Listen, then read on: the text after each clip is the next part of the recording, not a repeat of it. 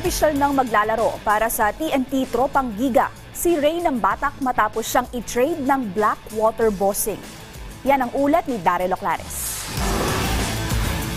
Inaprubahan na ng Philippine Basketball Association nitong Martes ang naganap na trade sa pagitan ng TNT Tropang Giga at Blackwater Bossing. Ipinadala ng Bossing ang 5'11" guard na si Ray ng Batak sa TNT para kina Kib Montalvo, Joel Fonferrada at isang season 53 second round pick. Para kay ng Batak, ito na ang kanyang ikatlong kupunan mula nang magsimula ang kanyang karera sa PBA noong 2017 bilang first round 7th overall pick ng Rain or Shine Elasto Painters. Sa 2024 Philippine Cup nang mapabilang si Stingray sa Blackwater kung saan siya nakapagtala ng averages na 11.1 points, 4.4 assists at 2.8 rebounds. Sa eksklusibong panayam ng PDV Sports kay ng Batak, handa umano siyang punan ang papel na ibibigay sa kanya ng Tropang Giga.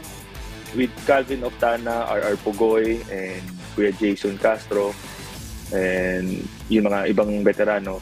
So, kilala ko na rin sila, alam ko na rin yung laro nila. Siyempre, nakakalaban ko rin yan sila eh. So, para mas lalo akong maging fit sa team nila, and doon sa playing style ng bawat isa, siguro I need to adjust and hanapin ko lang yung kulang sa team. Kung ano yung kulang sa team, yun yung gagampanan ko. Ayon pa kay ng Batak, target niya rin na makuha ang una niyang kampyonato 7 taon mula nang magsimula siyang maglaro sa pambansang liga.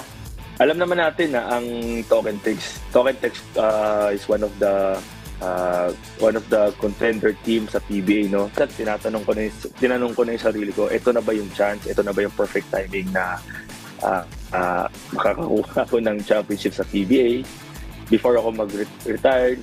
In God's perfect timing, magkalooban tayo, makakuha ng kampeonato. Daryl Oclares para sa Pambansang TV sa Bagong Pilipinas.